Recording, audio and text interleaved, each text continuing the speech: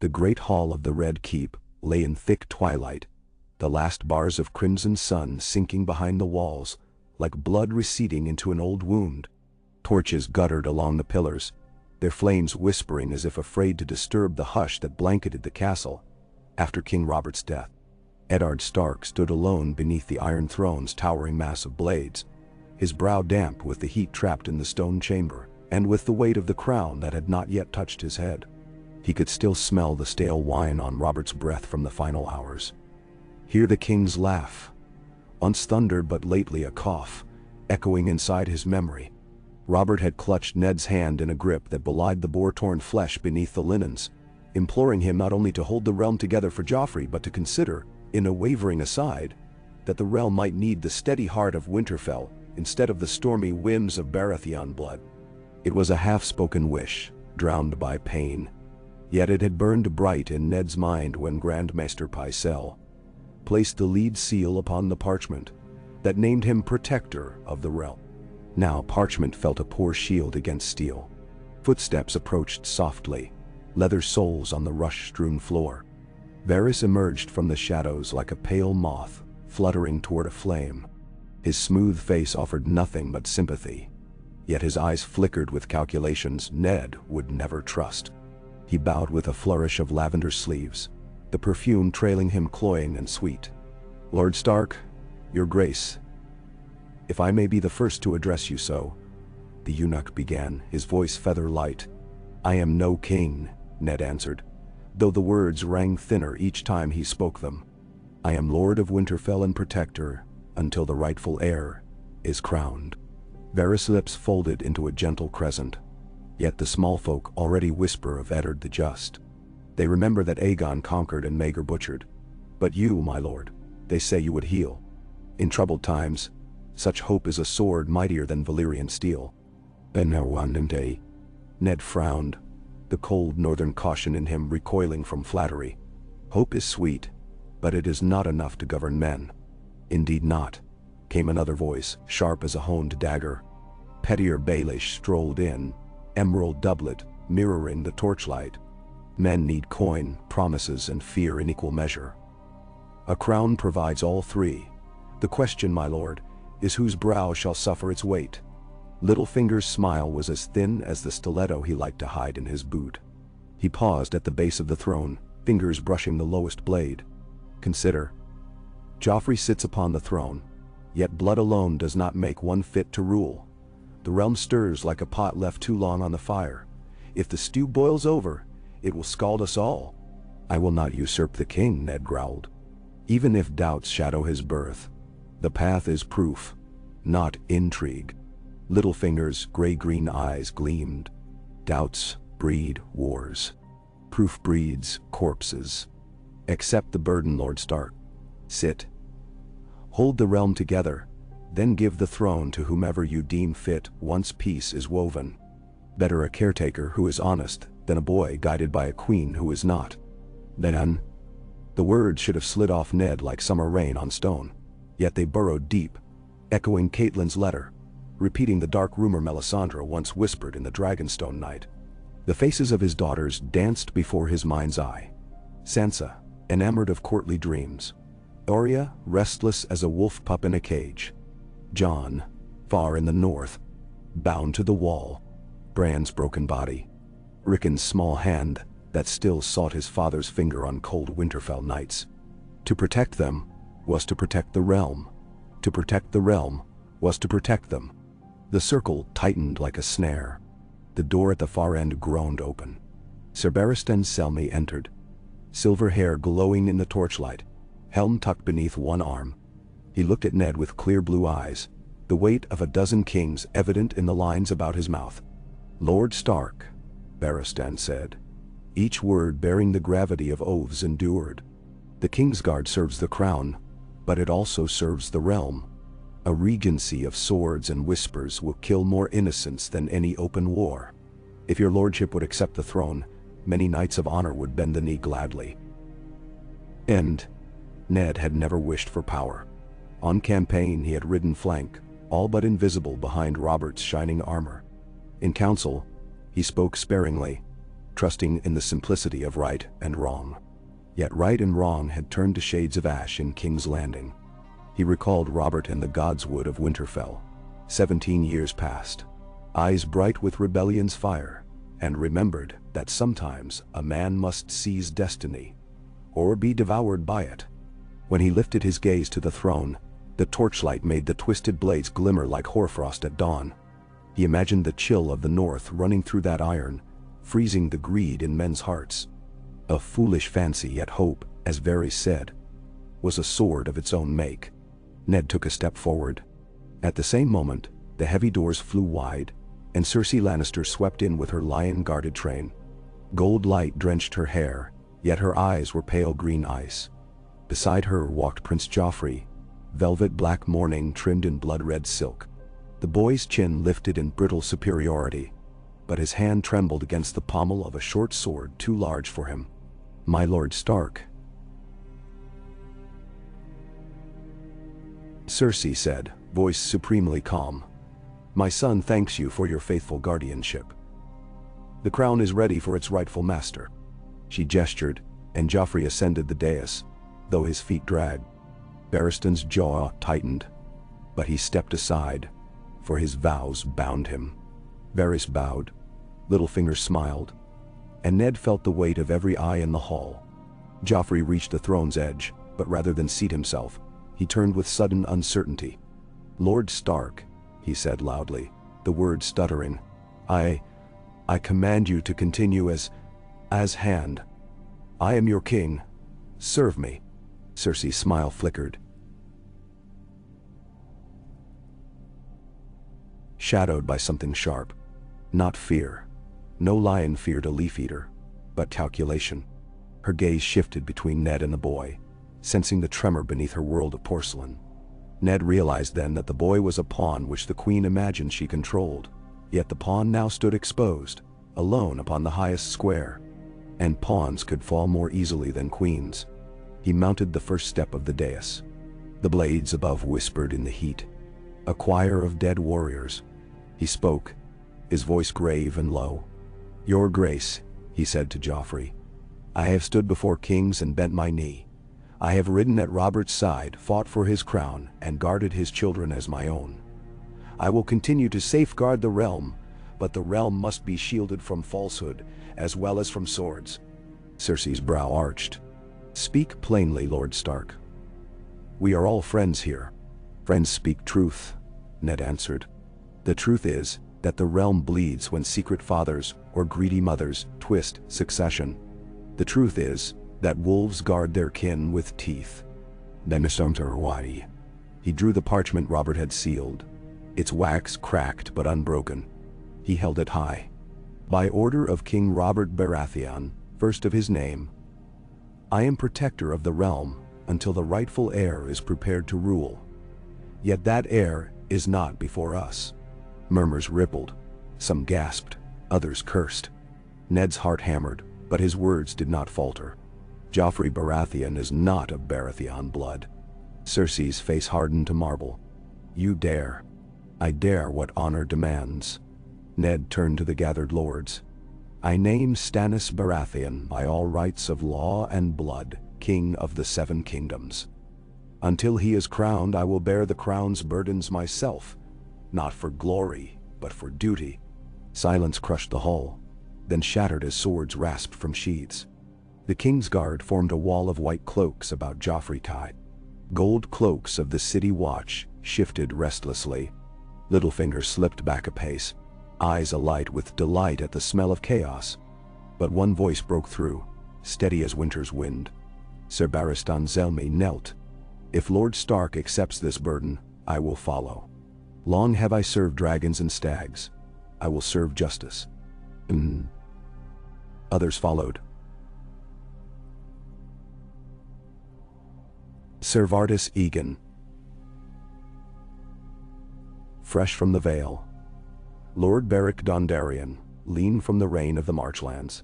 Even discontented men of the Reach, sensing Tyrell displeasure with Lannister ascendancy, bowed their heads. Yet many did not. The Hound stood unmoved, arms crossed. Sir Meryn Trant sneered. Lannister guards tightened around their queen. Ned exhaled, and his words echoed like a sword ringing true on an anvil. So be it. I accept the Iron Throne until King Stannis arrives to claim his seat. Nah. He mounted the remaining steps. The throne loomed like a cliffside hammered by storms. He turned and lowered himself into its jagged embrace.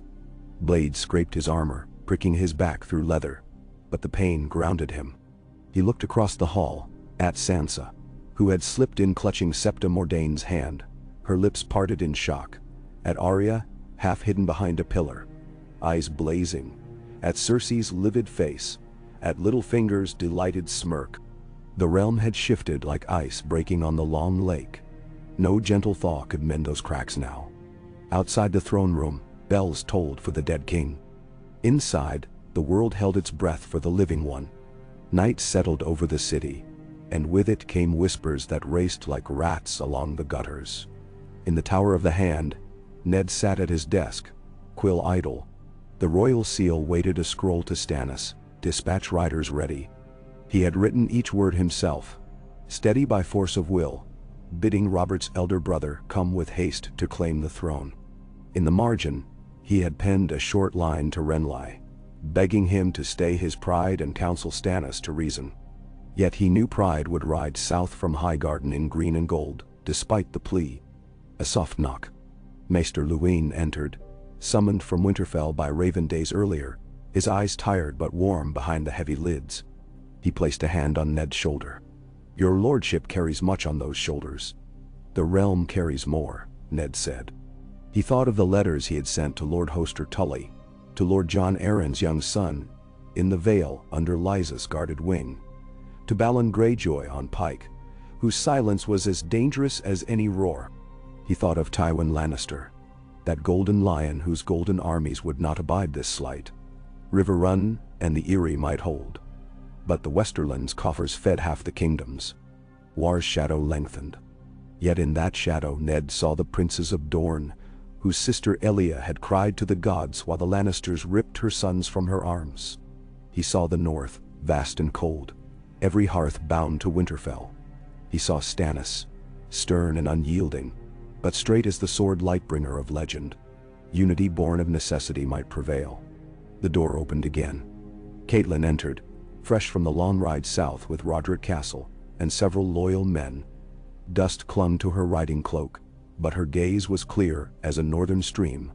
When she saw Ned in the black armor and the direwolf cloak draped across his shoulders, a simple mantle rather than ornate royal cloth, her breath caught. You have taken a heavier crown than any gilded circlet, my love, she whispered. He rose, wrapping her in his arms, feeling the tremor beneath her calm. Forgive me. I had no choice. I know. She rested her brow to his chest. But choices yet remain. Our girls are here. Bran and Rickon are far away, and Robb holds the north in hands still too young. Storms gather, Ned. We must weather them together. They spoke until the candles died and dawn's first pale light crept across the rushes. Plans formed like winter constellations. Sansa would remain, a gentle hostage to prove Ned meant no harm to the Baratheon line. Arya would be sent north at once with Catelyn, safer beneath the watch of Robb and the grey direwolves than among court daggers. Jon's place on the wall would shield him from politics, but not from the winds of war. Still, the Night's Watch might need Stark blood in days to come. Luwin would draft ravens with counterseals from the King Regent, granting pardons to those who swore fealty anew. And through it all, Ned vowed the small folk would be protected. He would cut rations from feasts to feed the poor, restrict the whorehouses' levies to curb disease, mend the city walls long neglected by Robert's drunken inattention. When at last silence fell, Catelyn touched the pommel of ice, hanging above the hearth. Winter is coming, she said. Ned met her gaze. It is here. In the throne room that afternoon, Ned held court for the first time as Regent King. Houses great and small sent envoys. Many bent knee, willing to trust a Stark's honor until the matter of succession settled. Lord Giles Rosby gurgled through his coughing. Lord Celtigar bowed stiffly, eyes on the coins he imagined in Master of Coins coffers. Even the Faith's gentle sept and humble, sent by Grand Septon Herald, blessed Ned's reign with a prayer so long half the hall dozed. Yet the true test came when Sir Kevin Lannister appeared at the foot of the dais. Kevin had courteous eyes and the measured voice of a man who counted consequence like coins. He knelt, but Ned felt no obeisance in the movement. "Lord Stark," Kevin said, his tone respectful but cool. "House Lannister grieves, King Robert's passing deeply. We hope the realm shall find equal fortune beneath your guardianship.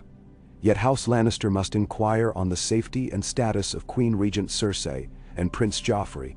Ned answered with measured care. "Queen Cersei remains honored guest of the court. Prince Joffrey enjoys every comfort, but is relieved of duties until the matter of succession is resolved by the Great Council." "A Great Council has not been summoned in a century," Kevin observed. "Then it is past due." Murmurs rippled anew, but Ned pressed on. "I will not see the realm burn for pride. Let the lords gather, weigh evidence, and declare whom the crown rightfully fits. If it be Joffrey, so be it. If it be Stannis, so be it. But the law must speak." Kevin's bow was deep yet cold. "I will convey your fairness to Lord Tywin." As he turned to go, Ned spoke again, voice carrying. "Convey also that justice for the murder of Lord Jon Arryn remains sought, and I will not rest until it is done." Kevin paused. Hesitation writ upon his shoulders. He said nothing, but his silence throbbed louder than trumpets. Night again, and Ned walked the ramparts above Blackwater Bay. Below, in the purple hush, ships' lanterns bobbed like low-hung stars. Wind from the narrow sea cooled the sweat on his brow, but it carried distant scents of fire. Campfires from Renly's men massing near Bitterbridge. Forges in Casterly Rock pounding blades by the thousands. War already breathed, even if blood had not yet spilled. He traced the outline of the skies, remembering the white ravens that would soon fly, heralding a longer winter than any living man had seen. Footfalls joined him. Lord Renly stirred his green cloak, hair glossy in the moonlight. "Ned," he said, the familiarity of youth returning. "You move quickly. Some might say too quickly." "I move as necessity commands. If I did nothing, half the kingdom would already be at war on rumor alone." Renly leaned against the crenelle. "Rumor stokes the fire, yes, but so does righteousness. Stannis' claim is lawful, but men will follow charm over law 9 times of 10. And charm," he smiled ruefully, "is not Stannis' strong suit, nor mine. True, we are both soldiers of plain speech. Yet you sit on that throne, and already bards craft verses. The North Wolf who tamed the iron chair for a day. They will sing louder if you make a habit of keeping it." "Now," Ned's gaze hardened, "do you counsel me to keep it? I counsel you to choose a path that doesn't end with the realm split like a butchered boar. We could support each other, you and I, against the Lannisters' gold and Stannis' iron. You speak for winter, I speak for spring. Between us even dragons might yield. Dragons do not roam the earth, nor do kings fit neatly in coffins. Yet Robert already lies cold. Things change. And now Renly's offer hung between them. Sweet as Dornish wine and twice as treacherous. Ned saw in it another knife aimed at order, another gamble. He shook his head. "I have chosen my path. Law above love, honor above victory. If war comes, I will meet it, but I will not start it for ambition." Renly sighed. "Then may the gods guard you, Lord Regent, and guard us all." He pushed off the stone and vanished into the stairwell, footsteps fading into the keep's depths. Ned remained, breathing the salt air until dawn silvered the sky, until gulls circled the red roofs like restless thoughts. Somewhere beyond those waves, Stannis' ships already cut through foam, sails taut with fate. Days passed, turning to weeks, the city bracing beneath quiet thunder. Joffrey was escorted to Maegor's Holdfast under heavy guard. Cersei pleaded for audiences, Ned granted sparingly, ever wary of her serpent smile. Sansa wept often in private. The song she once hummed now fell flat, but the girl showed spine, walking into court each day with face composed. Arya vanished into the streets with needle at her hip, learning the twisting bones of the capital better than any map could teach. Catelyn departed with her guard and daughters one dawn. Ned's farewell a knife he lodged beneath his own ribs, yet he smiled as their sails caught the wind northward. Littlefinger served as master of coin still, but his jests grew brittle in council. Varys whispered of spies hanged beneath Casterly Rock, tongues removed so they could speak no lies. Barristan drilled the gold cloaks to new discipline, though whispers said half-still answered to Janos Slynt's purse of Lannister gold. Sir Davos Seaworth slipped into harbor one fog-deep night, bearing Stannis' sealed letter of acceptance and grave thanks, but also warnings of sell sails Renly had hired in secret. Through each strand of intrigue, Ned wove a single thread: gather the lords at Harrenhal for a great council by harvest's end. He sent ravens gilded with the royal seal, promising safe conduct. Some accepted at once, Mace Tyrell eager to display his banners, Doran Martell quietly, Hoster Tully with cautious hope. Others delayed, Tywin most glaringly, his silence a drumbeat of defiance. Yet as midsummer's sun blazed high, word reached King's Landing that Jaime Lannister had raised the Golden Lion at River Run's doorstep, demanding the release of his queen's sister and the prince. Lord Hoster, bedridden, could not lead, and Edmure's spears might bend under Lannister charge. A raven from Robb Stark followed in quick succession. Winterfell's banners were raised, Northmen marching south to protect their Tully kin and their father's honor. Ned's hand clenched upon the message. War, uncoiled at last, hissed in the grass. He donned mail beneath his cloak and summoned the council. When they gathered, their faces etched with worry and ambition, Ned spoke plainly. I will ride to River Run with the royal host. Lord Renly, you will command the capital in my absence. Renly bristled. I would sooner ride at your side. You are charm, Ned said, echoing Renly's own words. Charm will keep the city calm, placate the commons, and soothe the queen's restless claws. Barristan rides with me, and a column of river lords fresh from their harvest fields. Stannis sails for Dragonstone to secure Blackwater Bay's mouth. If Lannister steel carves deeper inland, we will meet it. Littlefinger coughed delicately. And if Tywin retreats behind his gold walls, then we starve him of trade and praise his prudence to the realm. He will not endure ridicule long. Varys pursed his lips, approving. A lion may bear silence, but never laughter. Plans unfurled like wings. Messengers rode south, north, east. Gold cloaks loyal to the throne marched with Ned, leaving those whose allegiance was doubted to guard the walls. Swords gleamed in sunlit courtyards.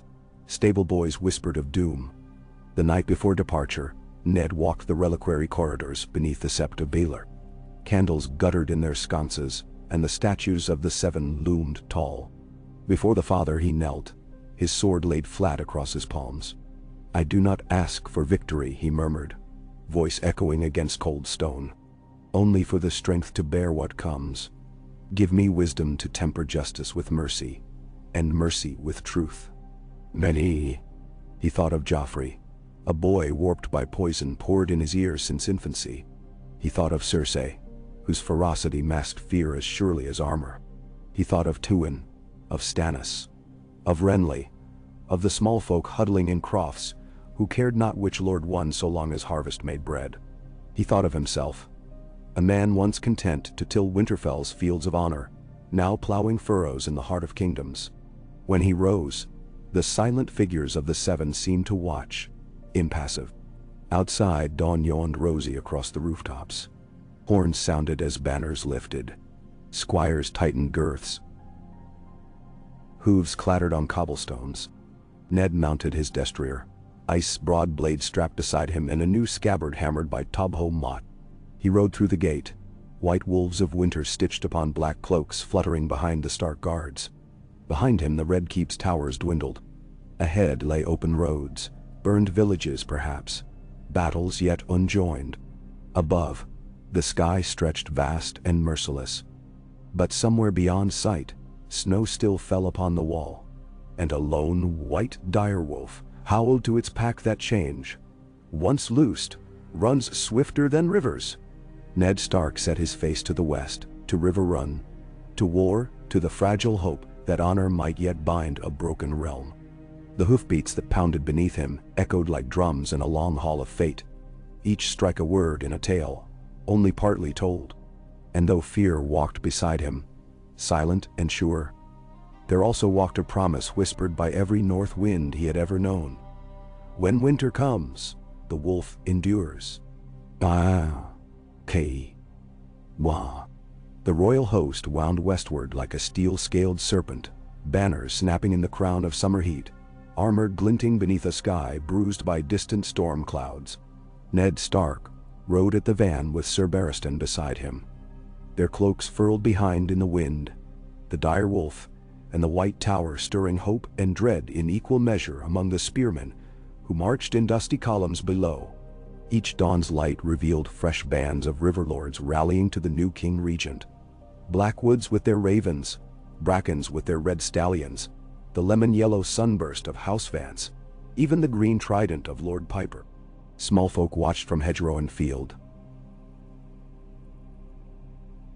some cheering, others staring silent because armies, even righteous ones, trampled crops and drank wells dry. They made camp near Maidenpool on the 6th night, the mists rising thick from the bay. Ned walked the perimeter where sentries kept watch, passing smooth words of caution that felt like prayer. Wolves and ravens broke bread that evening, and while stools scraped and cups clinked, the lords bent low over a map of the riverlands weighted with stones. Lord Beric Dondarrion pointed to the Red Fork. "Jaime is here or here," he said, tapping muddy fingerprints beside the ribbon of water. His outriders burn the farms behind Edmure's lines, but their torches breed more smoke than harm. Tywin wants panic, not ashes. Sir Barristan traced a path from the King's Road. If we strike north across the Green Fork now, we might catch his host straddling the river. Shields half on, half off. He looked to Ned with the steady calm that had steadied kings before. One blow, well placed, could end this quicker than a council of lords. Ned considered the map, then the faces around the fire. Too many boys hungry for glory, and too many old men frightened of losing what glory remained. War was a beast with iron teeth. The first bite seldom killed, but it tasted blood. "Not yet," he said. "Winterfell's spears are still 2 days behind. Robb marches with them. I will not break the line without my son." He paused. "And without our full strength, a half measure could cripple us, leaving the realm open for every vulture." A hush settled. Even the night insects seemed to pause their chorus. Lord Vance cleared his throat. "Riverrun has barley stored for months, but the countryside starves already. If we wait, the small folk may curse us as loud as any Lannister." Ned met his gaze. "They will curse louder if our defeated army flees through their doors demanding coin and bread. That silenced dispute, at least for the night." Later, in his tent, Ned unrolled Catelyn's latest letter, penned on the road beyond the neck. She wrote of Arya's restless flight from Septus at every stop, of Sansa's quiet grief, of Bran's strength returning apace and Rickon's wild games with the deerwolves. Her words tasted of pine wood fires and crisp northern air, and for a heartbeat Ned heard the weirwood leaves rustling above his children's laughter. He pressed the parchment to his lips, then folded it into the leather pouch that hung over his heart. Before dawn's gray shook the canvas, riders pounded into camp. Lord Renly's banners had been sighted riding hard behind, 20 score green-cloaked knights wedged between lords of the Stormlands. They reached Maidenpool by sunrise, dusted white with road chalk, and Renly strode through the camp like a cock across barnyard, bright-eyed and flushed with news. Ned received him amid canvas walls, Sir Barristan at his shoulder. Renly sank onto a stool, accepting watered wine. "Brother Stannis lands his ships along the Kingswood shore," he said. "Dragonstone now swarms with sell sails he's hired from Bravos, Pentos, even the Summer Isles. Half the narrow sea is his muster ground. He sends word that he'll march on King's Landing if I do not bring the city safely under his command." Ned drank the message in. "Will you heed him?" "That depends on your next move." Renly's smile faltered. "I have no wish to see the capital bleed. But if Stannis lays siege, Cersei will butcher every hostage she can seize and blame your crown. Then we avoid siege." Ned glanced to Barristan, who bowed consent. We defeat Tywin first, force a peace from strength, and bring the realm to council before Stannis marches. Renly's laughter was breathless, half admiration, half despair. 2 lions and a stag in chainmail. The bards will choke trying to frame the chorus. Bards will sing what peace leaves in their mouths, Ned said, and ended the talk. They broke camp under clouds thick as boiled wool, the sky growling though no rain fell. Scouts returned drip-quick with tidings. Jaime had moved against River Run, a feint across the Red Fork, then doubled back, trying to draw Edmure east into battle. But Edmure had learned caution at his father's bedside. He held his line within River Run's triple walls. The Lannister vanguard drifted like gnats along the riverbanks, snapping up fisher huts, beating old men, stealing goats. Small tragedies.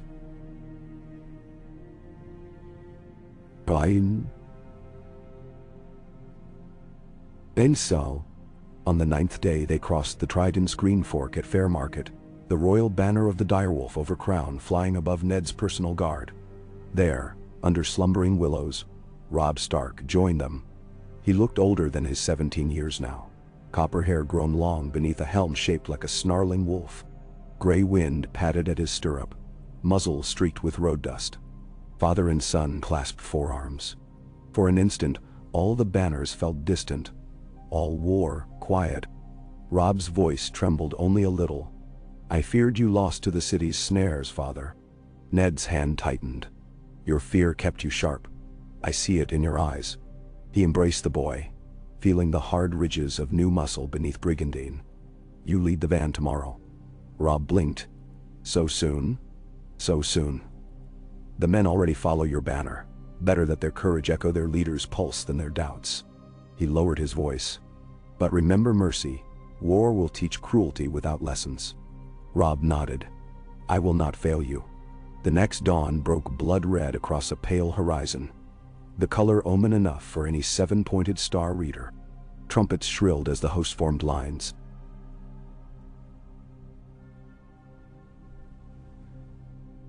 Spears in front ranks, knights behind, crossbowmen crouched among the wagons. Ned rode the center. Sir Barristan with the Kingsguard heavy in white plumes at his right. Robb led the left, flanked by Great John Umber's roaring Northmen and the Lake Lords of House Manderly Fat, with gleaming silverfish scale. On the right, Lord Vance and Lord Piper held ground on foot, behind rows of long shields. Scouts galloped back, pale. Jaime marches in column across the Red Fork 5 leagues south, stretching thin. "If we gallop we can catch the tail." Robb's eyes lit fierce with opportunity, but Ned lifted a gauntleted hand. Columns narrow to strike deep, but narrower still to retreat. "We turn their head instead." He handed command tokens to Robb. "Take Umber. Strike the flank where the river bends. The rest will hold invisible behind these hills. When Jaime wheels to face you, we close the jaws." Robb spurred Grey Wind ahead with Great John's berserk laughter trailing, banners whipping like hungers unbound. The day warmed quick, the air fluttering with dragonflies and the smell of mud. Ned's heart hammered slow and steady, yet when the horns of the left wing brayed through the haze, he felt time jar sideways. Memories of Tower of Joy and the rebel yell at the trident smashing against the present roar. Down the slope, he watched Robb's cavalry crest a ridge, sunlight volleying off lances. Across the floodplain the Lannister column glinted gold and scarlet, a road of fire weaving between river bends. Jaime's outriders saw the threat at last. Horns blared thin, red cloaks spilled off wagons, scrabbling to form ranks. Amid dust he glimpsed the Kingslayer himself, pale hair streaming. Robb's charge struck the column like a north wind flaying autumn leaves. Spears splintered, horses screamed, dust puffed bloody. Yet Jaime's center pivoted with serpent grace, veteran shields locking, crossbows kneeling behind glimmering mantlets. Arrows hissed into Robb's flanks. He wheeled wide, circling rather than break. "Perfect." Ned urged his destrier to trot forward, banners rising across the ridge as his core host spilled onto the plain. The jaws closed. Lannister footmen found umber axes in their backs while they faced Stark spears. War cries fused into thunder, banners tangling. Ned fought at the tip of his column, ice carving a wide path. The sword's great blade felt heavy, but each stroke bore 7 oaths from Winterfell's godswood. He saw Ser Barristan ahead, riding like a comet, white cloak streaked crimson where a mace had grazed his mail. Hours blurred. Sun climbed, dust thickened. At length horns of surrender rose, hoarse blasts from Lannister trumpets, ragged flags white stained with mud. But Jaime was not among the captured. His rear guard had cut a bloody path across a shallow ford, escaping west into the tangled godswoods of the river's far bank. Ned let them go. Day's light waned, men lay moaning, and pursuit beyond a river at dusk was folly. They counted victory in heaps. 2,000 Lannister dead or captured. 300 Stark and Riverlander souls lost. Lord Vance's youngest son fell beneath an archer's shaft. The Greyjohn took a mace to the helm, good for a fortnight's ringing ears. But they had broken the fabled vanguard of House Lannister, humbled the Golden Lion on open field. That night fires crackled along the plain. Robb returned from seeing bodies burned, helm tucked under one arm, grime a second skin. He knelt unbidden before his father. "I thought glory felt brighter," he murmured. "I thought killing evil would seem good." Ned's hand brushed the boy's soot-clumped hair. "You saw too much too soon. Remember it so you need not see it again." "Ben?" Robb rose. "We march on River Run tomorrow?" "We march." Ned's gaze drifted south where burning farms lit the horizon. "But we will send riders to track Jaime. A wounded lion may lash harder than a healthy one." Within 3 days, they reached River Run's green peninsula, at the confluence of rivers. The castle's towers rose proud above blue water, banners of silver trout fluttering on dawn wind. Edmure Tully rode out to greet them, his greeting a weary mix of gratitude and guilt. Gratitude for rescue, guilt for retreat. Behind him lined companies of men hungry for vengeance, but lean from siege. They convened in River Run's great hall, hearth blazes making armor wink red. Hoster Tully, frail but fiercely awake, received Ned on a cushioned chair. The old lord's voice wavered but eyes cut bright. "My son tells me you sit the throne, Eddard Stark. I sit it only until the realm chooses rightful rule. You sit it." The lord repeated, "Asa Stark should sit winter." Firmly. "See you keep it until summer returns." So the Riverlands were bound, for good or ill. News flowed next. Tywin himself had left Casterly Rock, mustering 40,000 Westermen beneath the Gold Lion. He marched northeast, careful, methodical, chewing countryside like a plow. If he reached the crossroads in force, River Run would suffer a second siege while Stannis battered the capital. The war Ned had tried to choke with truth now gorged on rumor and rage. Ned summoned a council of war inside River Run's solar, high-windowed and scented by applewood smoke. Lords lounged on benches while scribes chalked the map. Ser Barristan stood by the hearth, arms folded, while Lord Renly perched on the sill, sunlight catching the emerald brooch at his throat. "The crossroads fields favor cavalry," Barristan said. "Tywin will deploy his heavy knights to smash our flanks, then press mercenaries through the center. He has gold for endless sellswords." Robb paced. "We break his knights with trenches and caltrops, funnel them toward the Red Fork where Tully boats can rain arrows." Renly drummed fingers. "We could cripple his supply. A host that large moves slow. Torch his wagons, bribe his sellswords to vanish. Gold buys loyalty too, and mine spends just as well." "Now," Ned considered, "we lack the coin for every sword, and coin bought with lies breeds betrayal. Better a blade sworn by honor than by purse. Honor shards when hammered by hunger," Renly said low. Robb stopped pacing. "We fight then. Strike before Tywin reaches favorable ground. Cross the Red Fork at Oldstones, surprise him at Ashmark's Ford." Ned traced the path on the map. Sudden, risky, but measured risk.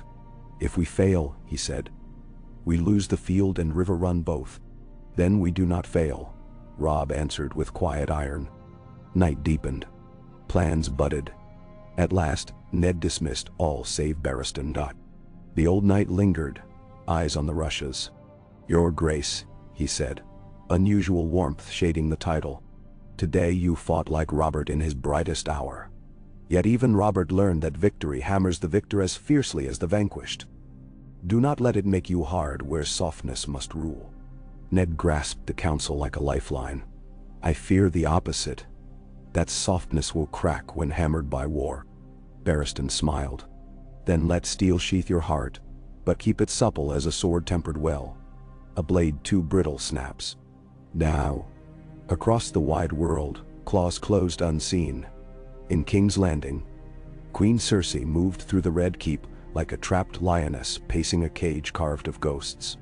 Renly's guardians barred her from council, barred her from Maker's Holdfast unless escorted. But they could not bar her from her own mind. She drank too much arbor gold and plotted with moon-pale eyes. Sansa was summoned often to her solar, where Cersei braided the girl's auburn hair and spoke of loyalty, of destiny, of wolves who pretended at chivalry, but would feast on lambs. Sansa listened, trembled, dreamed of songs where maidens saved kingdoms with weeping and gentle words. Varys crept through corridors, listening. Littlefinger dined with merchants whispering grain shortages and sold futures on famine. Janos Slynt drilled the remaining gold cloaks, having quietly promoted men with lion badges inside tunics. And in Flea Bottom, whispers drifted that the spider and the mockingbird spun silk for different flies. Beyond the narrow sea, Sellsword sharpened and weighed chances. Would Tywin's gold gleam brighter than Stannis' iron, than Ned Stark's brittle honor? In Dorne, Prince Doran sighed across serpentine balconies and sent ravens north. The Martells would watch and wait and strike only when assured vengeance would not die stillborn. The Iron Islands stirred as well. Balon Greyjoy smelt rebellion on the wind borne up from distant memories of Kraken banners, drowned beneath Robert's hammer. Only in the vast north did quiet reign, but even there word of war beat like wings. At Winterfell, Maester Luwin's ravens carried Ned's commands: gather food, guard roads, hold the neck. Robb's young brothers practiced archery until Bran's arms shook. Rickon played at war with Shaggy Dog in the Godswood. At River Run, dawn 3 days later came cloaked in chill fog. Ned's army broke camp, crossing the Red Fork on pontoon bridges while oarsmen churned beneath. The host slipped west, hidden by riverside willows. Scouts galloped ahead, swift as thoughts. Robb led the vanguard again, flanked by Great Jon and the tall Lord Mallister, whose seabird banners rippled gray as the river. They reached Old Stones by dusk, the ruinous moss-eaten stones of an ancient king's sepulchre looming over the ford. Ghosts, legend said, walked these hills, and the men trod soft, but gray wind howled defiance, and the Northmen chuckled at southern superstitions. Fires burned low to hide their glow. 2 hours past moonrise, riders returned from the dark. Tywin's column camped less than 4 miles south, still straddling the river with only half his host across. Supply wagons clustered near the ford, guarded by tired Sellswords counting coin. A plan sparked like flint. Midnight strike on the wagons, then horns to wake Tywin early to the smell of flame. Chaos could scatter even gold-gilded ranks. Ned approved. Robb and the Grey Jon led 300 knight and horse archer through the thicket.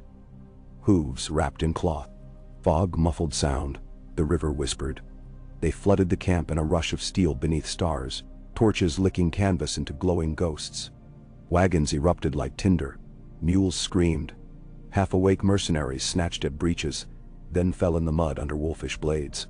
Robb's riders galloped through smoke, sabers flicking. By the time Tywin's horns blared across the dark, half his grain and most of his siege munitions burned bright as dawn. But bright fire marks targets. Lannister crossbows hammered from the far bank. Quarrels sleeting hissed silent until they thudded into shields and flesh. Greyjohn took one in the thigh and laughed it off. But Robb's horse stumbled at the ford.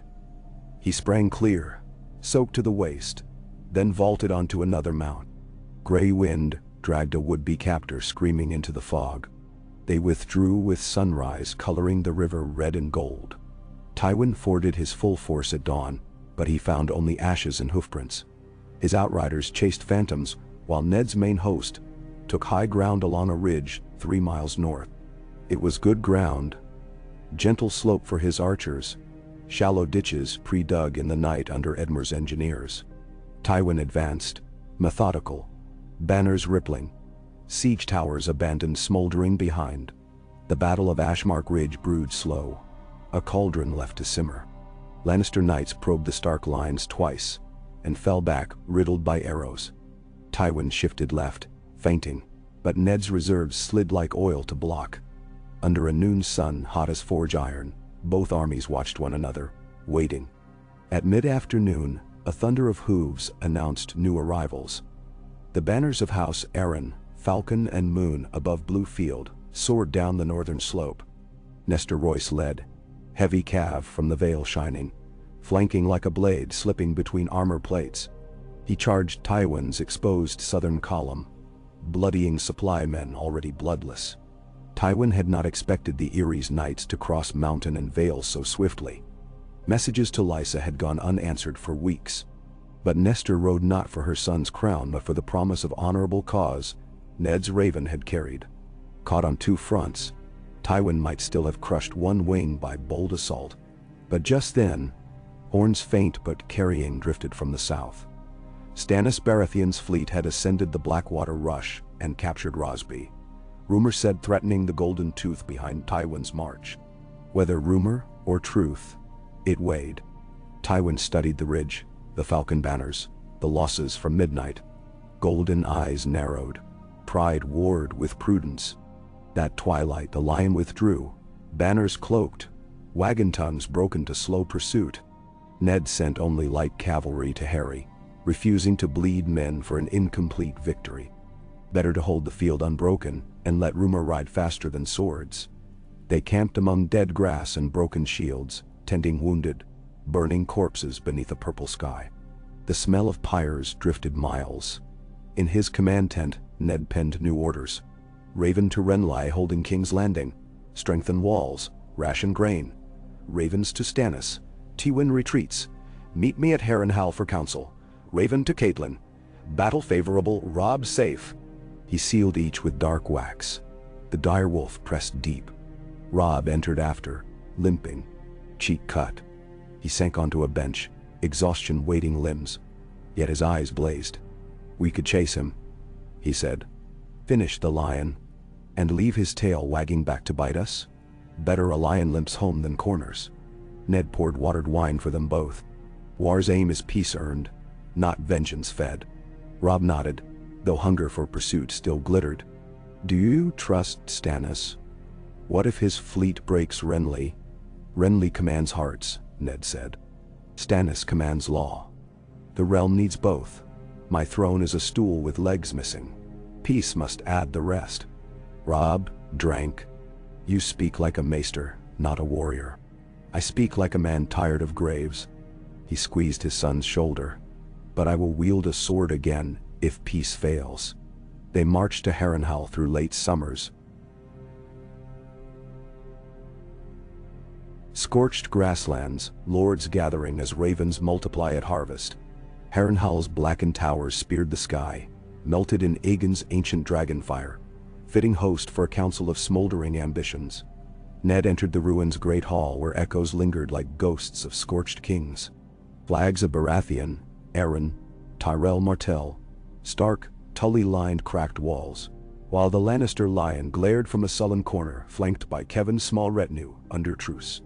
Renly arrived first, bright, in green and gold.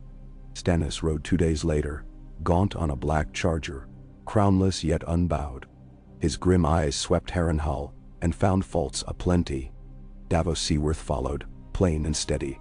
The council opened beneath shattered stone arches. Ned presided from a plain oak chair. No throne would he sit while succession still contested. Lords clustered by alliances, murmurs thick. Tywin's seat stood empty.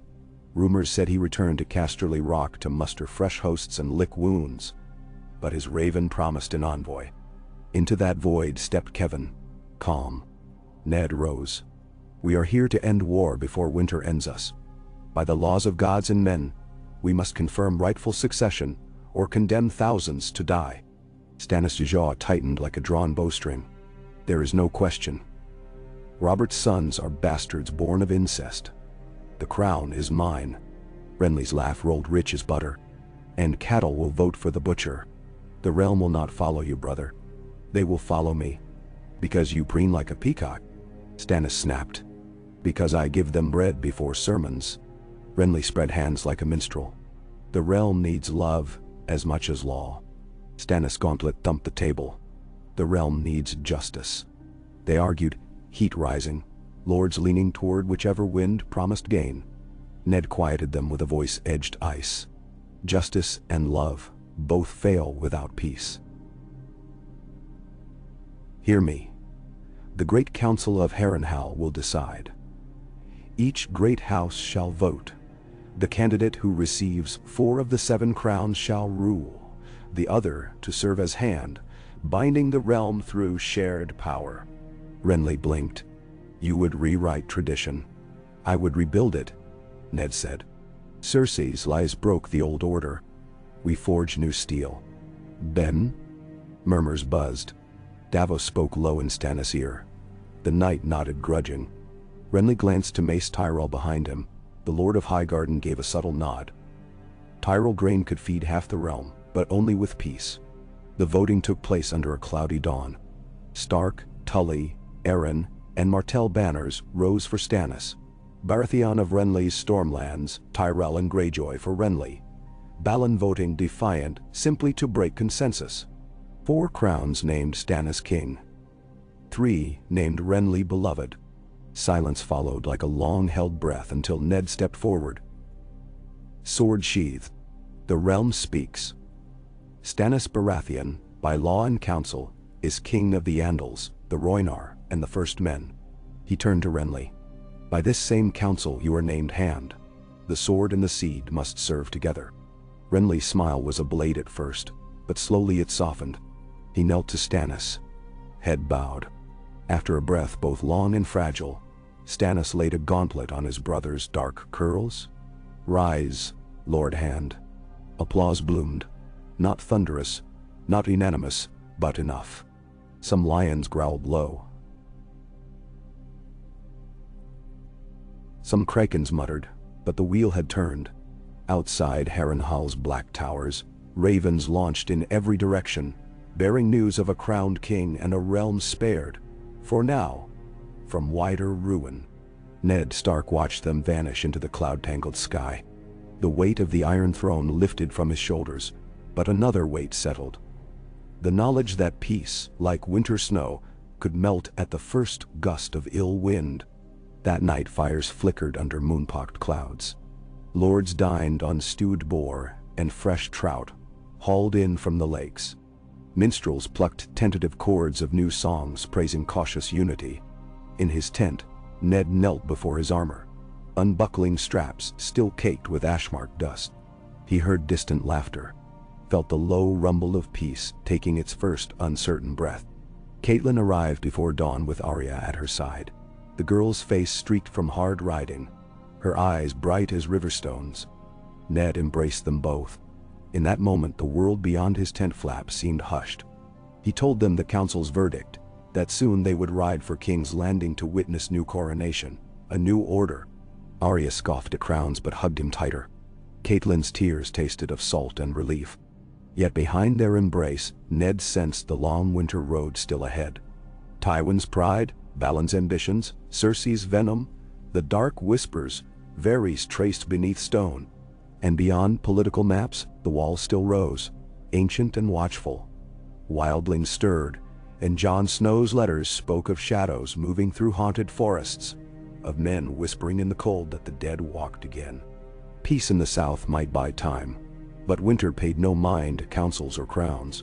When dawn's first light glimmered on Harrenhal's fused stones, Ned Stark stepped from his tent, cloak stirring, breath white in the chill.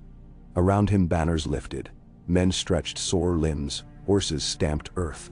He inhaled morning air heavy with dew and possibility. Lord Regent no longer, Renly called, approaching with carefree stride. Will you not miss the throne's spines in your back? Ned allowed a small smile. I can think of softer seats. He gazed north, imagining Winterfell's gray walls crowned by snow. Yet, work remains. King Stannis will need a master of war in the field while he mends the capital. I cannot rest while wolves still prowl. Then shall. Renly clasped his shoulder. Then rest in minutes, not weeks. Hone your sword, and for the love of the Seven, let the minstrels finish your ballad before you charge into another one. Together they walked toward the makeshift crown tent, where Stannis awaited his counsel. Robb joined them, mailed and ready, Grey Wind padding silent. Catelyn and Arya trailed, one serene, one restless. Across the yard, Kevin Lannister mounted a palfrey, returning west beneath flag of parley, face unreadable. Ned raised his eyes to pale gray sky, seeing not merely clouds but shifting patterns like weirwood leaves stirring in distant groves. The gods gave no answers, only paths. Yet for the first time in weeks, the air did not taste of rusted iron. It tasted of rain and tilled earth, of something waiting to grow if tended. He touched the pommel of ice, felt the cold steel even through leather. In its reflection he saw not a king, nor a regent, but a father, a husband, a man who carried winter within but still believed in spring's return. And somewhere far beyond Harrenhal's broken spires, white ravens would soon fly from the citadel, heralding a winter expected by lore to stretch long as night. He would meet it, blade in hand, but also with hearts, his families, his realms, sheltered behind walls of justice built anew. The dawn brightened to gold on black stone as Ned Stark strode forward into the emerging day, into uncertainty, into the fragile, flickering hope that sometimes grows only where the fiercest fires have burnt before. Ka. A sullen wind whistled through the roofless crown of Harrenhal's Kingspire Tower as dusk settled, painting the scorched stones with rust-red light. Ned Stark lingered on the parapet that overlooked the God's Eye, the vast lake glimmering like quicksilver beneath a lavender sky. From this height he could make out the torchlines of camps ringing the ruin, each banner a tongue of color flicking against the encroaching dark. Baratheon stags on black, Tyrell roses, Martell spears, Arryn falcons, Tully trout, and of course the deerwolves of the north. The symphony of 1,000 cookfires drifted upward, mutton sizzling, onions stewing, bread baking on stones, blending with the distant racket of forges where smiths beat helms back into shape after Ashmark Ridge. Peace carried its own music, but Ned knew how quickly the tune could sour. Footsteps scuffed behind him. Robb approached, cloak snapping, the copper of his hair lit auburn by the sunset. King Stannis requests you, he said. Council in the Widow's Tower after the evening meal. Renly will attend. They want to discuss Tywin's reply. Ned nodded, still watching the lake where legend spoke of faces shimmering beneath the reeds. A sorcerer's isle lurking at the center, haunted by green's ears and the bones of children sacrificed to drowned gods. How many ravens has Tywin sent since Ashmark, he asked. 3, Robb answered, each colder than the last. This one bore only the lion stamp and 2 lines. The rock does not bend. The north will break. Threat or prophecy? Ned murmured. Either way, stone cracks with enough frost, and winter's teeth are sharpening. Robb leaned both arms on the parapet. You said we bought time. How much? His voice was earnest now, like a boy begging for hours more daylight to finish a snow fort. Enough to forge alliances, not enough to relax watch. Ned straightened. Ride patrol tonight with Grey Wind along the marsh trail. See that the outer pickets are double posted. Lannister gold buys shadows as quickly as blades. Menarum? Robb grimaced but nodded. Down in the courtyard, Grey Wind's howl split the gloaming, answered by the growl of Shaggy Dog somewhere near the smithy. Deerwolf sensed portents men could not. The Widow's Tower still stank faintly of burnt flesh and wet stone despite decades passed since Dragonfire melted its upper reaches. A plank table stood crooked on uneven flagstones, the candles set irregularly because every breeze found another crevice to knife through.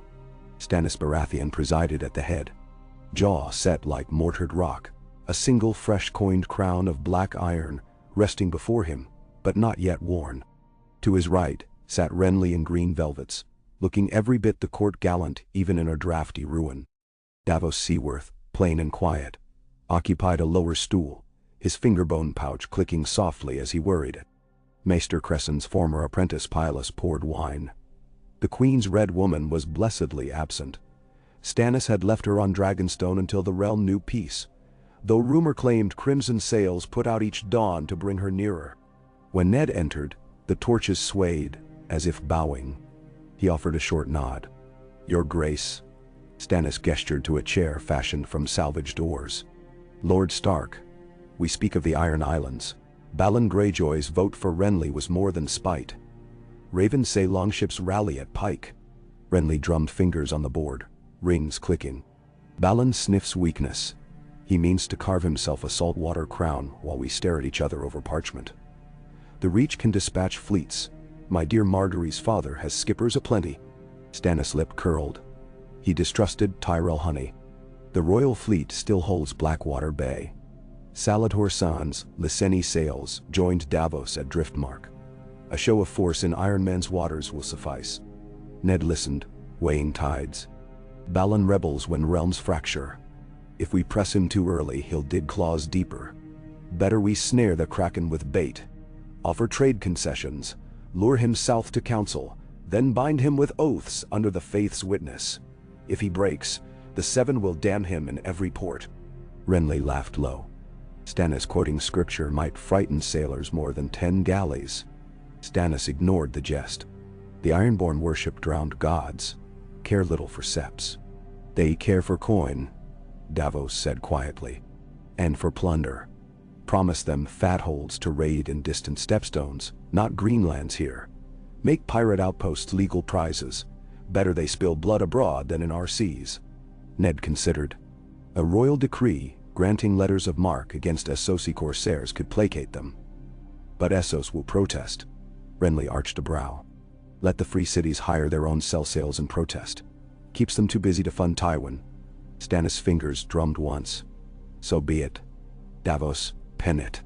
Send a fast cutter north to Pike with offer and a veiled threat. Should Greyjoy refuse, Royal Fleet will close the Sunset Sea." "Mende." Davos dipped quill. Stannis slid the lion-stamped parchment across the table toward Ned. "Now this. Tywin demands release of Queen Cersei and Prince Joffrey. In exchange he offers hostages of rank. Stafford Lannister, cousins of Casterly, even the groom of Jaime's bastard daughter in Lannisport. Paltry," Renly snorted. "Tywin offers a purse of copper for a crown of silver. Refuse. Let Cersei stew in her own bile." Ned's mind flicked to Sansa. The Queen still wields influence in King's Landing. Removing her ensures fewer knives at the small council table. Yet keeping her ensures Tywin's agitation. Stannis' eyes narrowed. "Would you trade her?" "I would hold her," Ned said. "But Joffrey, he's a boy shaped by cruelty. Keep him from his grandsire's forge, and perhaps he may yet be bent to service of peace." Renly caught that. "You'd send the cub back to the lion's den?" "No," Ned replied.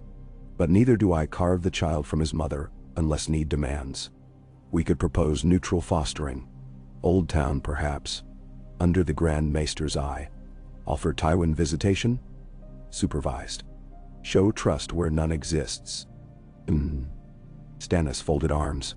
"The realm's bastard cannot sit in citadel cloisters. He is traitor's fruit.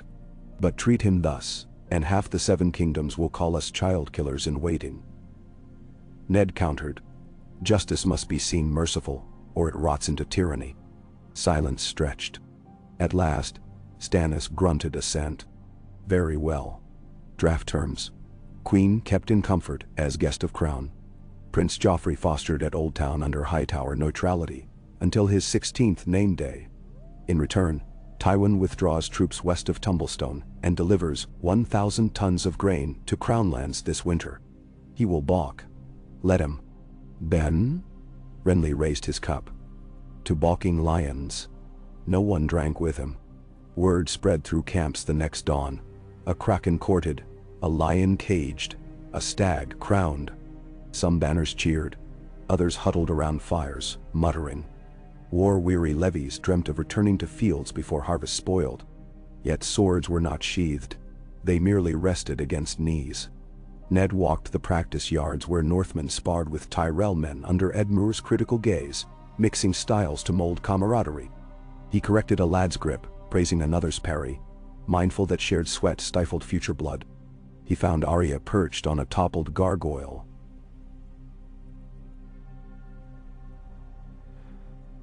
shadow-dueling invisible foes with needle. Her footwork had grown sure under the tutelage of Angui the archer, whom she badgered daily. Ned watched, heart-torn. She was no southern lady, but she was his daughter, and the path she chose bristled with thorns. "You stalk like a cat," he said, approaching. Arya grinned, cheeks smudged. "Sir Barristan says cats miss fewer mice. He also says knights strike from honor, not from shadows." "I'm no knight," she answered, stabbing the air. "I'm Nymeria reborn." Ned smiled despite worry. Nymeria led with cunning and courage, but she led. "Remember, leading means your pack's fates lie in your choices." Her grin faltered, then returned fiercer. "Then I'll choose well." He ruffled her hair. She ducked but laughed. Later, he found Sansa in the sept chamber, set aside for evening prayer, candles flickering about her like an amber cage. She knelt before the mother's statue, lips moving silently. Ned waited until she rose, eyes red-rimmed. "Father," she whispered, curtsying. Gone was the giddy child who chased court tales. In her gaze flickered steel tempered by loss. "Will the queen truly remain prisoner?" "Guest," Ned corrected gently. "But yes, she will remain until peace settles." Sansa's hands twisted in her skirts. "She will hate you. She will hate me." "She already hates what threatens her children," Ned said. "Yet sometimes what we hate saves us." Sansa nodded, as if reciting a lesson. "I will pray for her soul." Her eyes lifted, shining. "And for Joffrey's." "Good," Ned murmured, throat tight. "Pray also for the realm." When moon waxed full, ravens returned. Balon Greyjoy accepted letters of marque, but demanded proof of Tywin's retreat before he'd pledge ships. Tywin, meanwhile, replied with curt refusal. No fostering, no grain, no retreat. Instead, he proposed single combat to decide grievance. One champion for the crown, one for the rock. At the Trident's bank come harvest's end. Let gods choose realm's fate, he wrote. Renly laughed uproariously at the notion. He means Jaime, of course. Polished as a mirror and twice as vain. Who would we send? Barristan.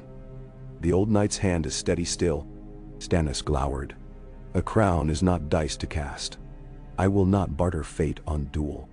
Then refuse, Renly said. But refusal gifts him the moral trumpet. He becomes the aggrieved party who offered peace by blade instead of army. Ned weighed both sides. Except on condition. Jaime stands for Tywin, but the crown's champion shall be chosen by the lords present on the day, not announced before. Tywin loses advantage, yet cannot withdraw. Stannis considered. A trap he will sniff. Then let him, Ned answered. A snared beast struggles rashly. Reluctantly, Stannis signed assent. A raven flew. Summer's tail curled into early autumn. Leaves along the King's Road bronzed, nights bit cooler. Breath puffed white at dawn. The host broke from Harrenhal and companies. Tyrell men escorted Renly south to fortify the capital. Martell spears filtered east toward the Boneway. Guarding passes, Stannis marched north by west, with core royal force, to the agreed duel field, leaving Davos to patrol seas. Ned rode with Stannis, Robb at his side. For Riverland still bristled with lion banners. At Maidenpool, they found charred farms where roving sellsword bands had plundered once Tywin's pay wagons vanished.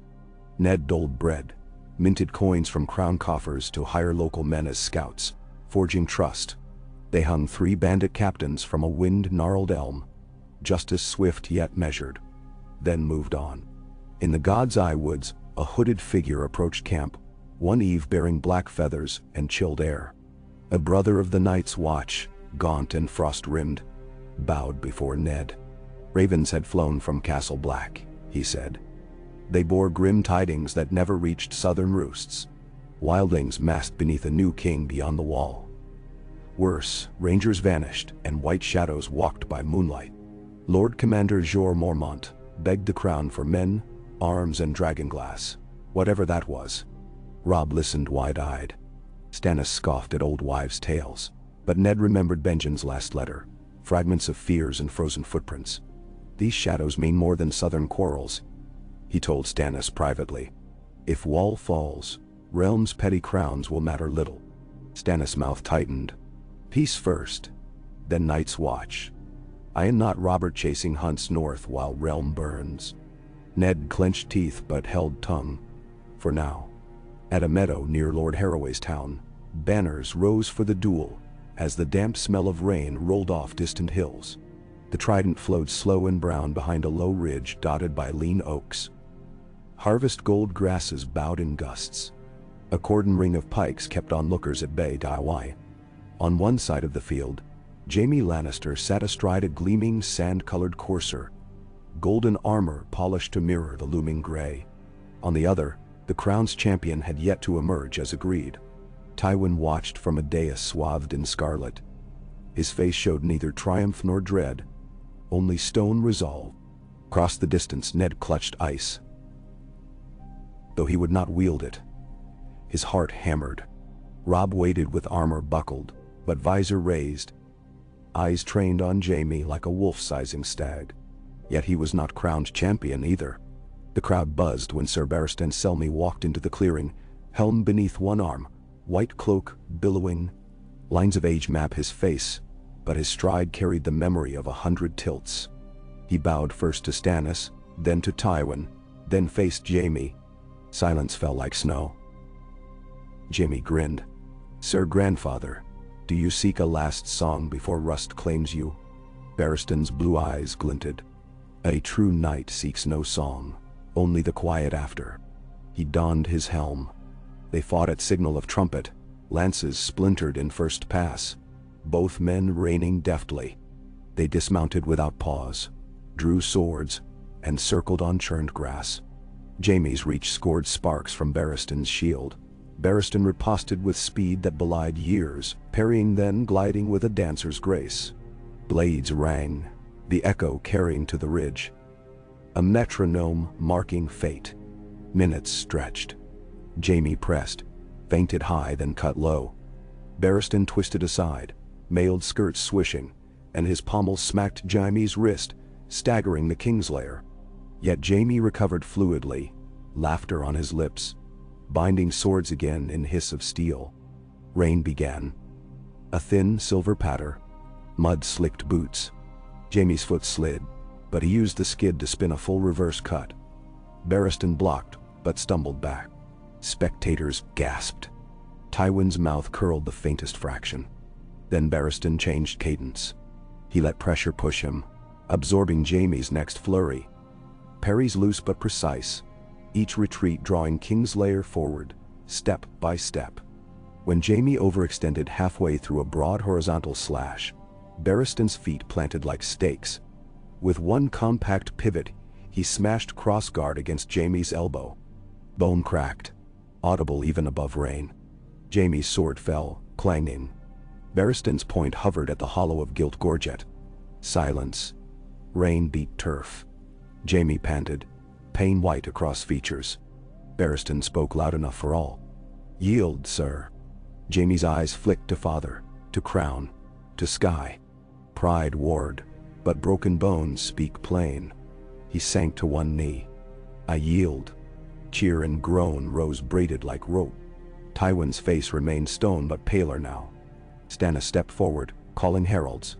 By gods and men the crown's champion prevails. Tywin Lannister shall. A horn blast cut him. Riders galloped from west, crimson cloaks flapping, shouting. Colors on the horizon, Casterly host advancing. 3 days' march. Tywin stood. I offered duel to spare blood. Lion's honor stands, but I will not leave my son in enemy hands. Stannis' jaw clenched. We keep him as hostage against further war. Tywin's hand rose, archers behind the dais notched. Northmen answered, fitting arrows. Tension like drawn bowstrings stretched across the meadow slick with rain. Ned strode between lines, voice carrying above storms brewing. Enough. He turned to Stannis first. Justice guards the realm. We will treat Jaime as prisoner of honorable war, not butcher's trophy. Then to Tywin. And you, my lord, backed duel with threat. Recall your word, or forfeit any claim to honor. Eyes locked across chasm. Rain hammered. Tywin raised 2 fingers. His archers lowered bows. He spoke, voice hard. I will retreat, but know, Stark, if my son dies, every river in Westeros will run red to the sea. Ned nodded once. Treat him well. He will return alive when peace writes the term. Barristan bound Jaime's wounded arm, escorted him under white cloak to a guarded carriage.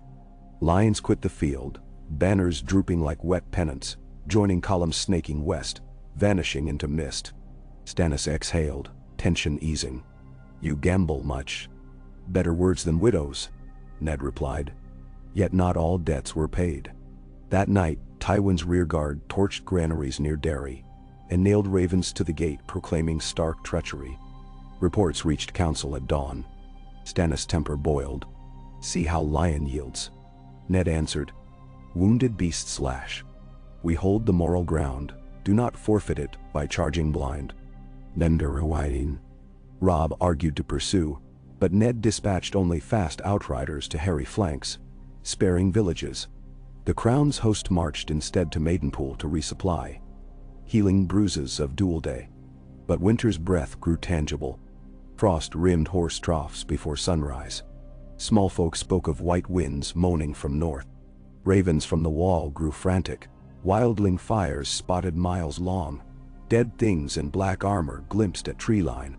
One message carried a ragged scrap of black cloak, stained icy blue around edges. This time Stannis listened. He convened council.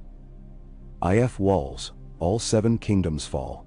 I will ride to King's Landing, secure throne, then march north come spring. Lord Stark, ride now, rally north for night's watch. Take royal decree naming you Warden of the North, and hand in my absence. Robb remains hostage to loyalty as my sworn ward. Robb bristled, but Ned placed calming hand. I accept, your grace. On condition provisions flow north, before snow's seal passes. Grain from reach, mutton from stormlands, coin from treasury, all within a moon's turn. Then none? Renly, newly arrived from capital, raised an eyebrow but nodded assent. Our coffers swell with Tyrell gold. We shall feed the wall's crows. Stannis sealed parchments with his crown's seal, black iron stag within burning heart symbol chosen by Melisandre, though she walked afar. Ned accepted scrolls, but his eyes lingered on sigil's fire. Ominous omen flame. Riverrun's docks thrummed as Ned prepared departure. Catelyn embraced him, tears unshed but glistening. You ride to storms on 2 fronts. The wall has ever been my storm, he replied. Southern throne I leave to men hungry for gold. I am hungry for home. Arya hugged him fiercely. Sansa curtsied, then surprised him with a kiss upon cheek. Bring mother back north when peace is won, she said. I will, he promised. Robb clasped his father's forearm. Give me enemies to fight or courts to master, and I will serve King Stannis faithfully, until you need me. Grey wind butted Ned's palm, whining. It will be soon enough, Ned said. He rode from River Run at dawn with a slim escort. Northmen, Blackwood archers, a handful of Vale knights. They followed the King's Road through stands of birch where leaves fell like flakes of rust, through mills grinding last grain of season, through villages where children chased after his column crying, Winter, Winter, as though it were a hero's name. At the Twins, Lord Walder Frey received him with oily courtesy. Frey's daughters fluttered like crows in stored corn, each angling for match. Ned spent but one night, trading safe passage across the crossing. For the promise Stannis would confirm, Frey told rights and spare his sons from Lovey. Cold business, but necessary. Beyond the neck, The air tasted purer, scented pine and peat fires. Moat Caelin's ruin welcomed them with silent, broken towers. Marsh lights winked in twilight. Cranagman scouts guided the party across causeways, telling tales of iron-born raids repelled on stinking mudflats. Ned thanked them with silver and word of the wall's need. Howland Reed would send men. At last Winterfell's gray walls rose. Snow dusted across ramparts, though southern lands still lingered in autumn. The heart tree's leaves bled red tears on defrosted ground. Wolves howled welcome. Bran greeted Ned from atop Hodor's broad shoulders, eyes bright with both boy and something else. He spoke of dreams of ravens with 3 eyes, of towers shivering. Ned listened, uneasy, but pressed embrace. Inside the great hall he summoned bannermen. Karstark, Glover, Mormont, Wool, tall umbers. He read Stannis' decree, voice ringing. Men thumped hilts in assent. Stark in Winterfell meant hearth fires through long night. Yet whispers flitted. King South, King North, wildlings breaching. Ned tempered fervor with command. First duty to wall, second to grain stores. He ordered smiths to hammer dragonglass blades from obsidian ore dredged long ago near Dragonstone, and traded north at his request. The brittle rock shattered often, but points that held sliced meat clean. Maester Luwin released ravens to White Harbor. Lord Manderley promised ships to sail to Eastwatch by the sea with oats and salted pork. Bear Island pledged hardy fishers. Even House Bolton, silent of late, sent token of skinned man banner half-masted, promising flayed vengeance upon any white that crossed their lands. Winter's first full snow fell the night Glover riders brought news. Free folk had broken through the Shadow Tower in numbers uncounted, driving Black Brothers back to the gorge. Worse, rangers north of Queenscrown returned sobbing. Pale giants walked wooded hills, and dead men led them. Ned wasted no breath. He marshaled 2,000 spearmen, 500 bowmen, and columns of supply wagons. Lady Mormont sent 30 bare-cloaked shields worn, each swearing to slay a shadow or die. Karstark brought riders with axes longer than ponies' necks. The Umbers arrived last.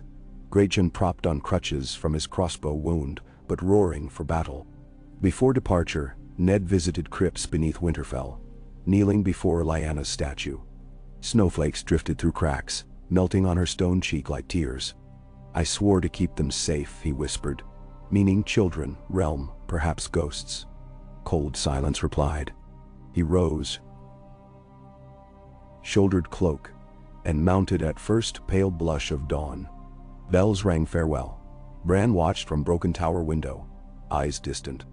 Rickon chased Shaggy Dog along courtyard, shouting, "Bring back the sun." North they rode, banners snapping black on white sky.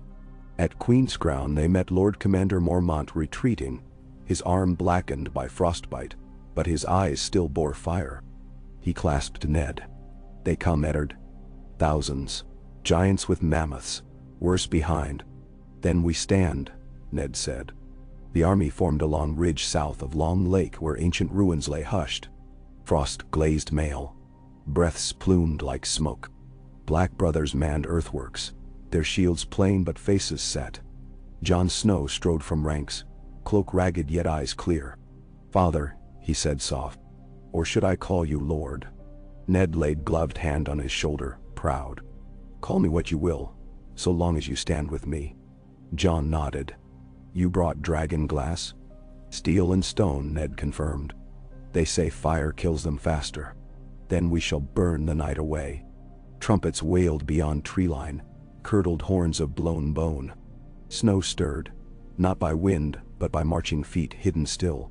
Shadows heaved, birch trunks shivering. A mammoth burst through brush, towering, tusks draped in crude iron. Atop sat a giant with hair the color of fresh snow, roaring words none knew. Behind poured wildling warriors, ragged but fierce, blue war paint stark on flesh. And behind them, cold, a chill deeper than snow, colder than the wall's ice. Forms emerged, tall and thin, armored in rime, eyes sapphire, blades shimmering translucent in weak sun. The others. Fear tasted iron on Ned's tongue. but he drew ice.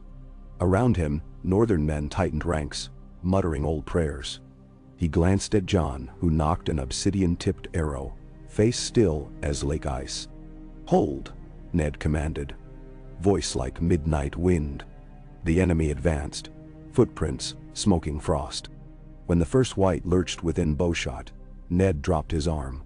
Arrows sang. Obsidian shattered undead chest. Bone exploded, dark dust swirling. Living wildlings crashed into trenches laced with sharpened stakes. Screams echoed.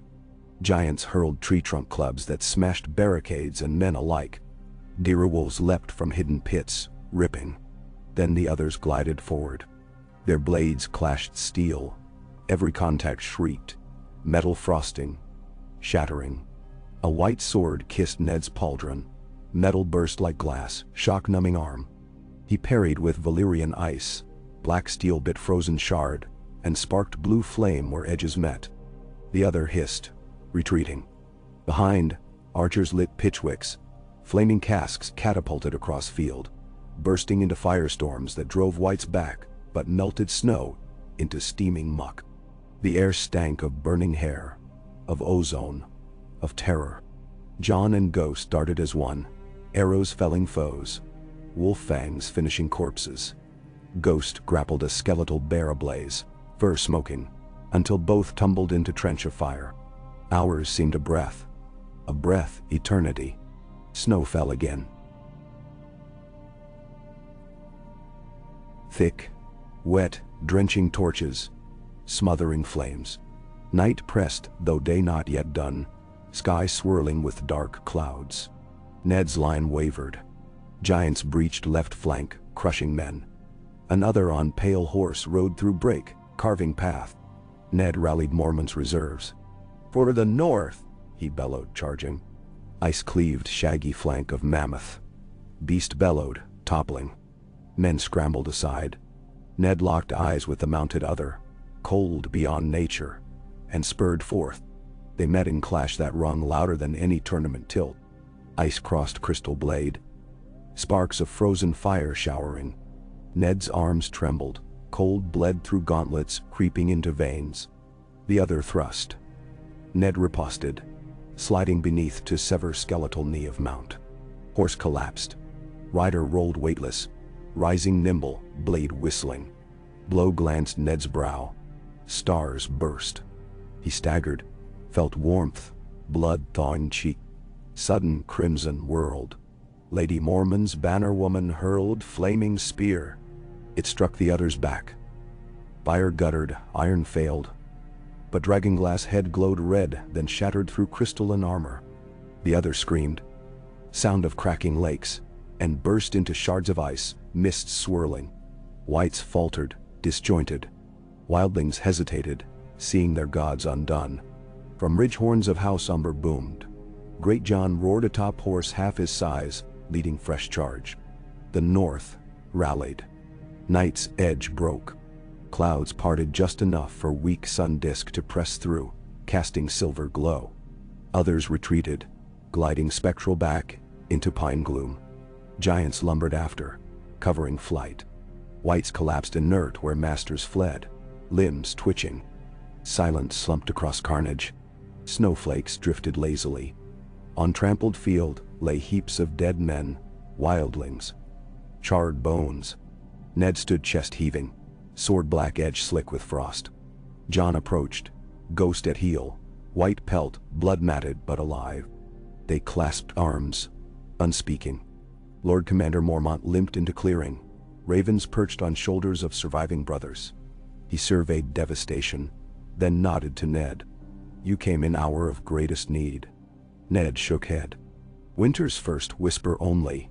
Next will howl louder." In days that followed they burned bodies in pyres tall as watchtowers. Smoke pouring into heavens. Wildling prisoners taken alive were fed and offered truce by Jon, who spoke for Mance Raider's ragged alliance. Some bent knee. Others slipped north again, chased by rangers. Ravens flew south carrying news. First battle against others won, but hosts regrouped beyond Shivering Sea. Realm must unite or perish. At Castle Black, Ned convened war council beneath the wall's looming gloom. Mormont, Jon, Bowen Marsh, even Tormund Giantsbane now captive, but grinning wide, claiming head join if paid in mead and brides.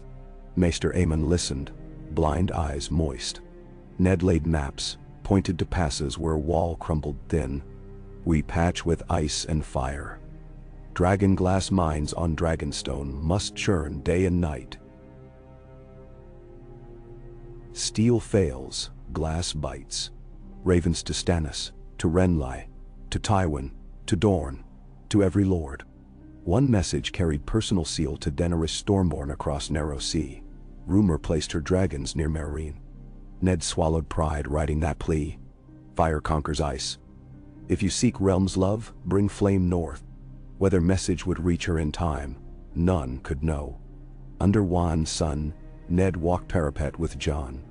Wind knifed. They gazed beyond wall at jagged forest. We'll fight them again, Jon said. Yes, Ned answered, and maybe again after, until dawn truly comes. Jon's breath plumed. You were always my father, no matter secrets. Ned placed gloved hand on his shoulder. Blood makes relation. Choice makes kin. I chose you the first moment I saw you. Jon's eyes gleamed. Then I'll choose the realm. From below, horns blew. One blast for rangers returning. In distance, fires winked like stars along ridgeline where watch beacons reignited. The wall, ancient and immense, loomed indomitable yet fragile against cosmic cold. Ned looked up its icy face and thought of swords and crowns, and children he still must shield. The road ahead wound long, but every step had led here, a lone man beneath pale sky, holding night at bay with honor's thin flame. He drew breath that tasted of pine and frost.